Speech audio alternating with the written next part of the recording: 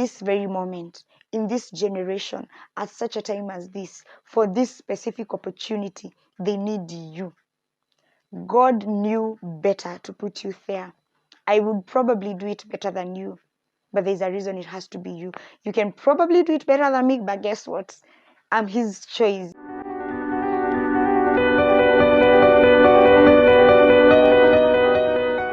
Hello. Hi guys. Welcome back. This is Lokaremi. Quite excited to be back. Honestly, I think I am glad to be here because the last couple of videos have been pre-recorded, which means I have not been actively present in them. But either way, thank you so much guys for the engagement. Thank you for turning up, finding me. Some of you are very aggressive in the best way possible to come find me in my space and indulge me more on the conversations, which is pretty nice. So this is a bonus episode, and I feel like I have stretched a conversation a bit too much, but it's not me, you guys. It's really not me. I feel like I may have some control over what my thoughts are, but sometimes when it's meaningful thoughts, I can't help it. That's what I'm thinking about, and if it's exciting enough and I'm like, I can't keep this to myself, that's when I come out here. So on the previous conversation that I've shared on Nice to Meet You, it started a couple of weeks ago, and then I shared another video, but this is a bonus episode which is aimed at tying the two together. Because as I was thinking about it, I'm like, okay, I understand point A, I understand point B, but it feels like there's a loophole in between, and if I can see it, then anyone else can see it. If it's a bonus episode, then it means I will be taking a short break for a few weeks to just let my mind rest. Well, not necessarily, because I'll still be having my thoughts, but at least take a break from sharing all my thoughts, re-strategize and all that, figure out how much more I want to keep indulging, how much further I'm willing to open up, and all those details. But as for now, this is a bonus episode to just wrap it up. So that conversation about Nice to Meet You, it was revolving around figuring out your identity based on what God says you are. And clearly there's so much to unpack there, and that is why the conversation has more so prolonged, because there's a space where you are body, and then there's the space where you're spirit. And depending on who you've let have the final say in your life for so long, then you need to re-strategize and become a whole new person. Now, I looked at the two conversations, and on the first one, I was talking about how everything about you, everything, including your personality, how you are, the body you are in, the family you are brought into, all those things, how they are all intentional by God, so that actually you get to fulfill a purpose here on earth. But then there was the other video where your spirit needs to be active in the way that your body was created by God. Your spirit needs to be active to take form in those ways, and you can't shy away from being the quirky one, the funny one, the loudest one in the room. You can't shy away from those things, because they are the things that allow you to be in rooms where now your spirit can actually get to take over and get things done. Yeah. Now, what the general view of these two videos was, is that if you are keen on your gifts, your talents, your personalities, your abilities, if you're keen on all these things, then it is not so hard to know what your purpose in life is. If you think about what God created you to be, that is spirit, and how he created your form, that is your body, with all the personality and all your quirks, they are supposed to work together to bring out the best of you. Yeah. And so I took some time to sit with it, and as for me, I was just writing it down, and I'm looking at my strengths, I'm looking at my weaknesses, I am looking at what my personality is, I am looking at the things that I delight in doing, my gifts, my talents, my abilities, all those things. So I was breaking it down, and then I figured that there is something I missed to mention, and this is like the icing on the cake. Now, it is true that God is intentional about your form so that your spirit gets a worthwhile outlet. So therefore, there is no accident in how you ended up in the body that you are in, and how God allowed actually your parents to meet so that it could be exactly you in that exact body, so that everything that will be out of your life would actually align to the purpose that God wanted you to accomplish. Now, while that is true, it is also true that you won't always feel qualified for the things that God is calling you to do. Let me explain. Based on the two previous videos, you can your take home can be that whatever God is calling you to do, He has equipped you, and you are actually ready and qualified to do it. Yeah, and there's nothing wrong with that, because if you think about it, God has already said in the word that I have given you everything that pertains to life and godliness. So that means that in this life, as body, I have given you everything, and everything that pertains to righteousness and godliness, things that are of the spirit, I've also given you. So by all means, you are not lacking. Does that make sense?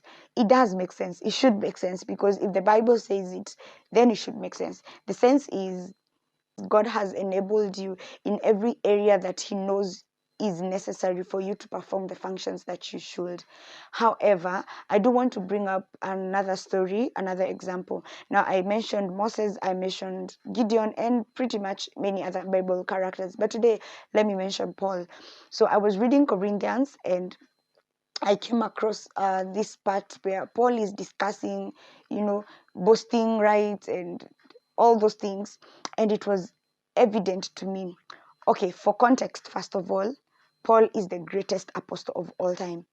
I mean, it is up for debate because we have all the other apostles, plus of that time, Paul was the greatest, but until now, there could probably be several more that are coming up, but for the sake of this conversation, Paul is the greatest apostle of all times. He has written incredible letters that to date we read and we consider them scriptures. So that is how great this guy was.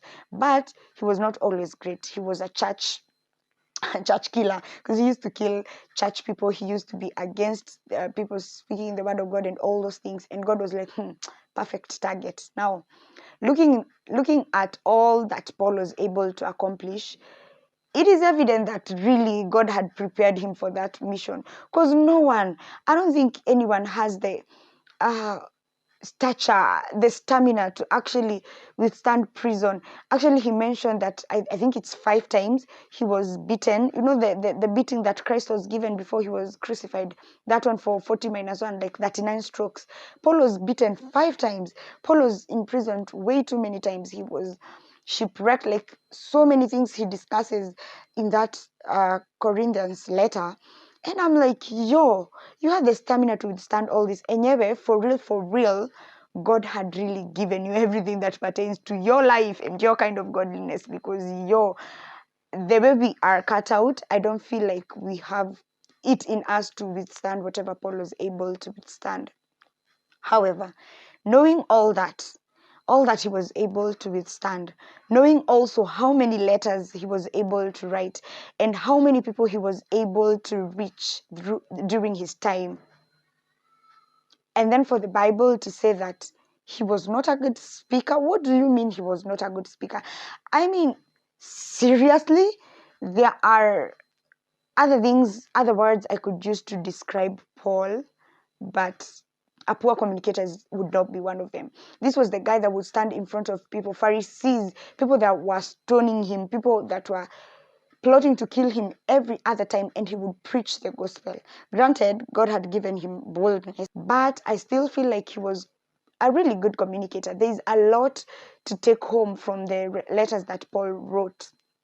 However, Paul himself goes ahead to say that when it comes to knowledge, I am not short of it.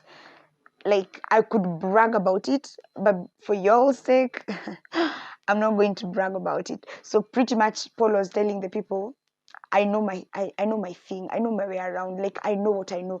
And there's a difference between knowing, like knowledge, and wisdom. Now, Paul had both. Paul had knowledge. He knew things. so he was well educated. And I think it has something to do with the fact that he was first a Christian killer and then now he came to the faith. Because imagine an atheist now getting born again and being filled with the Holy Spirit and all. That person will be the greatest apologist we'll have in like the world. Now we have knowledge, and Paul was quite knowledgeable, but then God had also given him godly wisdom. So he knew who to share that knowledge with, how to package it, and all that. But then, in the midst of all this, in the grandness of his purpose, the problem is that Paul was not a good speaker. You keep reading, and I also feel like Paul was not the most good looking person, because the way the Bible describes him, I don't think he was quite attractive. I really don't. And the Bible is often clear about guys that were attractive, by the way. We hear the same of David, we hear the same of Joseph. Like, the Bible doesn't beat around the bush. If you're handsome, it just says he was handsome. If his body was all right, they just say the body was all right. But with Paul, yeah, the Bible was really not generous with, the beautiful wordings and all that. So in my point of view, I think Paul was not very good looking, and adding to that, he was not a good speaker. And then in all that, we keep reading, and Paul says, 3 times I asked the Lord to remove this thing, but then he said no. He said, my grace is sufficient. Back in the day, I used to think that verse meant, like, I have a challenge. And typically this is what is insinuated even in churches, that maybe you have a temptation, maybe you are a drunk, but then you love Jesus. And so, like, you think that it is the thorn, drinking is the thorn in your flesh, like, because I can't quench this thirst, I have to go back to alcohol, but then I still love God, so this must be the thorn in the flesh. But now that I'm older, now that I've been reading and actually getting it, I don't think that is what Paul meant. I think it was something that he could not, like, avoid, he could not step away from. Like, for example, say you are lame, say you don't have one leg, like, it can be a thorn in your flesh because this is something you have to live with. And it is worse if God has even given you the gift of healing. So this Paul guy, he has a thorn in his flesh that the Lord refuses to get rid of. And because of this thorn, God says, in your weakness, like, I am strong, my strength is made perfect, so my grace will be sufficient, so you will actually be able to thrive in this. And that is when God was like, I also need you to clarify, because for you I have already made you know this, but I also need you to go out there and clarify that as much as I have given you everything that pertains to life and godliness, and as much as your personality and everything is orchestrated to allow your spirit to thrive as you live in purpose, there will be things that will not feel right. And there will be moments where you feel like you are not qualified for the thing that God is asking you to do. And the reason I allow it to be like that is so that you always need me. Like, you can always rely on me. Because the problem with humanity is that every time we try to go by ourselves, as in, I seek God to start something, and then when it has started, like, I'm like, you know what, thank you, that was good, and then I walk away and I seek to do it by myself. And God is like, I need you guys to always rely on me. And every time you lean on your own understanding, things go south. They really do go south. And so that I can avoid that, I make sure that there is a part of you that will always need me. That is just how nature is orchestrated. Everything in nature is orchestrated to need its creator. And so, in the same breath, there will be moments in your pursuit of purpose that you will feel unqualified, and that is not unintentional. That is not to mean that God has not created you for that. Now, if we consider the story of Paul, we realize that he was quite knowledgeable, but he really did need the knowledge to be the kind of apostle he was, because he was able to stand in front of Pharisees and Sadducees. So he needed really to be knowledgeable, and on top of that, God had given him godly wisdom and counsel, so he knew how to maneuver that. But really, on other matters like being a good speaker, it was not completely necessary. And even on that thorn he keeps talking about, God was like, even without this, you can still function. The thing is, with this, you will malfunction while needing me. And that is exactly the point that God was trying to communicate to me, that although I have created a personality in you and I have given you a form that will give your spirit room to thrive and accomplish the purpose that I have intended for you, it will not always look like that. Sometimes, some days, actually most days, you will feel underqualified for the task at hand. But worry not, because in your weakness, my strength is made perfect. Now, because it kind of feels like I'm going all over about, today I decided I'm going to be a bit vulnerable and I'm going to share a story now. Uh, I I feel like I've been working in purpose lately, like the very, very, very early stages of it, at least. And in the working in it, I have just figured out some things. And one of the areas that God has really, really, really, really been working on me on has regarded my insecurities. Now, I'm not about here to spill my beans and just be naked in the internet or something, but I will tell you about one of the insecurities. I think this is a general one, and so one of my insecurities has been my voice. I know. So anyone that knows me personally knows how I sound. I feel like the internet, like especially when I'm recording, I don't know, for some reason I feel like my voice sounds different when I'm recording and when I'm in person. It's quite different. Anyone that knows me in person would probably pick it up, or maybe not. Maybe I'm the only one who picks it up. Now, let me tell you how that is my insecurities. My voice is not the softest, so I have a heavy and rather raspy voice, and that is no problem. Like, I'm not the only one in the world, uh, but it became a reason for insecurity, and I'll tell you why. Now, first of all, let me just make it clear that I use my voice a lot. Like, I use my voice a lot. It's most of the things I do, and even this whole thing I keep talking about working in purpose, my voice is in the use a lot, a lot. Now, my insecurity began back in high school. So anyone that knows me also knows that I love to sing. I don't just love to sing. Like, my singing is not those ones for, let me be on American Idol or whatever. My singing, it's those ones for, let me worship. Like, I just love singing, period. So back in high school, there's this song that I used to love, and I was singing it. And as I was singing the song, I remember a lady we were with in school. She came up to me and she was like, "Oh, is that song from this person? Oh, I love that song. Why are you singing it like that? Like, it should not sound like that." And then she sang it for me. So I wondered why she meant that, because I got the lyrics right, the tune, the tone, the key, everything was right. But then she said that the voice I'm singing it in does not match. And so from that time, I was like, oh, wait a minute. I think that was the first time I was alert to hearing my voice the way that I did. It was the first time I realized I don't sound like everyone else. Like, I have a different sound, I have a different voice, and I have a different tone. It does not sound like everyone else. And if you're going to do anything related to singing and music and all that, then your voice has to sound a certain way. Yeah. And so the moment she said that, I didn't know in that moment, but that became the thing that created an insecurity. So I started second guessing myself. I wouldn't let anyone hear me sing and all that. So instead, I focused on being loud. I was loud. I cracked jokes. I was just loud. And loudness was working because my voice was supporting that.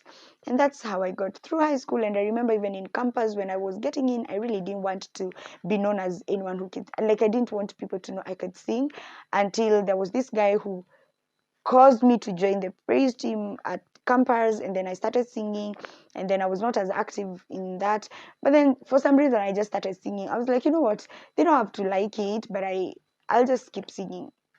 But the funny thing is, every time I would sing, people will always come to me and be like, oh, you sing so beautifully, you have such a beautiful voice, oh, it's such a strong voice, it's so unique, it's so different, and all that.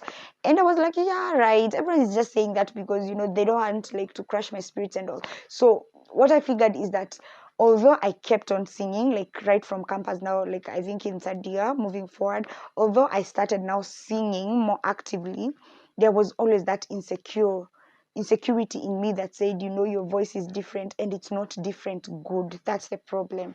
And I went on. I've been going on like that for ages. And now this is now the area of conversation that I was having with God. And he was like, when I told you that your form was intentional, everything about it was intentional, including your voice. Like, I sat and I decided, you know what, I'm not going to give you a voice that is similar to everyone. Your voice has to be unique. It has to be the kind of voice that people will listen to, and it has to be the kind of voice that I can actually use for my glory. And so it doesn't have to look how you like it, but it's going to be the voice that I give you. And when you came on this earth, you were good, but you stayed on this earth, and then you started questioning whether it was good enough. No, fast forward, more like 80% of the time I use my voice. I use my voice for public speaking. I use my voice for teaching and preaching. I use my voice for YouTube. I use my voice for singing. I use my voice for laughing, because I still love to laugh and crack myself up and all that. Like, I literally almost constantly am using my voice. And although consciously I don't keep reminding myself, I think subconsciously it has remained with me that my voice is different, and it's not different good. And since it has remained with me, it has been a limitation in certain areas. And one of the greatest areas of struggle for me has been comparison, especially when it comes to music. Because have you all not heard how people can sing? People really, really can sing. And you know and then there's me. But just to be clear, I do have my good days. Like, I have days where I really, really love my voice, and these are the days where, like, I've not overworked my voice and I've not been overusing it. So it's nice. It's nice. I'm not sick. I don't have a cold. I have not been eating too many sugars. And so I appreciate like, when I sing and when I talk, like, I feel like I love how my voice is acting in that moment. And then there's the other moments where I have to keep questioning. Now, I will also say this. God has really, really been good to me. In this area of insecurity, I feel like God has been really, tremendously good to me, because I cannot tell you the number of times where I am feeling insecure, not talking about it, but every time, even when I'm just overthinking it, or sometimes I'm not even thinking it, it's just a subconscious thing. I cannot tell you the number of times that God has allowed people to be in my space and be like, I really love your voice. I love how you speak. Like, I love how you sing. You have such a powerful voice and all that. Now, does that fix the insecurity? In the moment, yes, it makes me feel like, okay, maybe I'm onto something. But usually that thing has remained with me. There are days I have a really, really deep voice, a really, really deep voice, especially when I have been overusing my voice, and then maybe I'm tired and I've not even taken water. I have a really deep voice. But long story short, I will not call this a thorn in the flesh, because really it's not a thorn in the flesh. It's just an example I wanted to share. But it's one of those things where every other day I feel like I am unqualified for the things that I must do. And it can get really frustrating. But even in those moments, I have kept on serving. I have kept on doing and talking and singing and just serving. The thing is, God knows that everything that pertains to life and godliness, He has given me. And so when I need wisdom, God has given me. When I need, composure, when I need presentation skills, when I need communication skills, whatever it is I need, God has given me. He even opens doors to those opportunities, because He's like, I have given you everything that pertains to life and godliness. And then He's like, go, my daughter, you go shine. And then I step into these rooms and I'm like, well, now that I'm here, I really don't feel qualified. I start now second guessing whether I'm able to do this. And it's worse, because one insecurity can spiral into a whole list of why you are not fit for the role. Now for me, typically it starts with my voice. I'm like, who would want even to listen to my voice when I sound like this? Here, everyone else is speaking so softly, so feminine, so they just have their own voice, and it's so beautiful. And then I start thinking, oh, I'm so loud.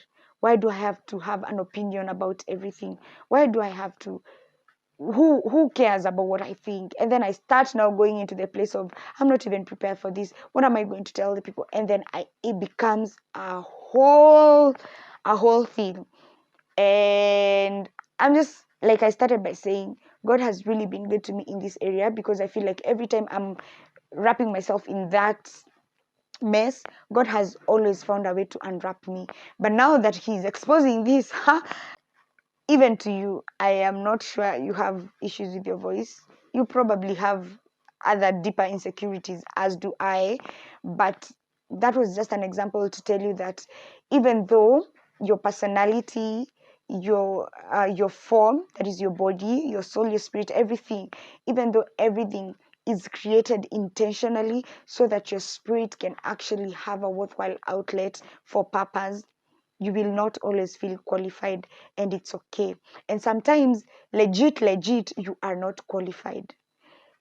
Genuinely speaking, there are other people who are more qualified than you. I will not tell you the number of times I've been given an opportunity to do something, and I know for a fact, seated in that room, there are more than 5 people who could do it better than me. Actually, 5 people who are prepared, who know better, like they have the experience, they have whatever it takes to do it. And then there is me, who has the opportunity, who is also insecure about their voice. Then there is me. So you see what I mean? There will be moments where you don't feel qualified, and there will be moments that it's not even just a feeling. For real, you are not qualified for them. Those two scenarios should never make you question whether or not you have been created for this. In this very moment, in this generation, at such a time as this, for this specific opportunity, they need you. God knew better to put you there. I would probably do it better than you, but there's a reason it has to be you. You can probably do it better than me, but guess what? I'm His choice. And it's okay to get to a place where you know for a fact that although I have prepared, although I went to school for this, although I have the personality for this, although I am bold and confident and all those things, I still admit that I'm not everything it takes to have this. So it's okay to be small David with just few pieces of few rocks and facing a giant. But then it's also okay to understand that if you are able to destroy a lion and a bear, then the giant is not a big deal. So yes, I hope you get encouraged in this bonus episode, that you are reminded that the version that God intends you to be here on earth, it is all intentional.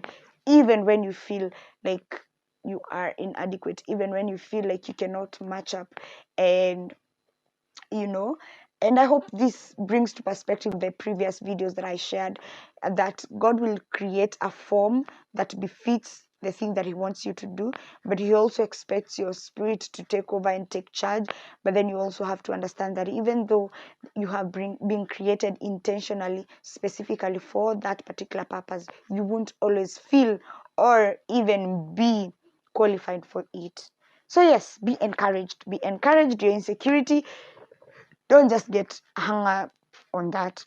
If it's going to take God sending Aaron, that is exactly what He will do. If you are Moses and you stammer, guess what? God is not taking away the stammering. Instead, He will present you with Aaron, and that's okay. It is perfectly okay. All you have to understand is that even though you stammer, you are still a deliverer. You have been prepared, you have the experience, you have the training, you are in the right form. Everything else that you need that pertains to life and godliness, God has given you. So yeah, don't be afraid. Don't be afraid of anything. Don't write yourself off. Don't disqualify yourself. Stop second guessing yourself. Stop over compensating for your insecurity. Don't get too stuck or hung up in your insecurities. They are there so that in your weakness, God's strength is perfected. And anyway, what is the point of Jesus actually including that in the Bible? That my grace is sufficient. it is so that it can actually be sufficient. When I am not able to come through for myself, God is like, you know what, my grace, here is where my grace plays. So yeah, next time you come across me and my voice is not really doing what it should be doing, guess what? His grace, it's His grace that is keeping me. So yeah, thank you so much for tuning in for this second period that I have been with you guys. As I take this break or not, I hope that you can keep thinking back on the things that we have shared and all that. And I'll be back. I'll be back with more. I'm always back with more. And I probably will be saying that I'm taking a break, and then I'll be here and be like, okay, guys, I'm back. I didn't take a break because, life and all, because conversations and everything. Bye. Anywho, thank you for tuning in. I am so privileged to have you as an audience. Be blessed. Also, remember to share, to, I don't know, share with someone. I feel like, especially on this concept of getting to meet yourself and knowing yourself, it is important that more of us have a clear picture of who we are. Lest we now start waking up and feeling like, oh, I think I was born a man. You are not born a man. You were born a woman, or you were born a man. Whatever gender you are in, God created you like that. That form is perfect for the way you're supposed to actually be active here on earth. But even so, there will be inadequacies, and even in those inadequacies, do not forget His grace is sufficient. Bye.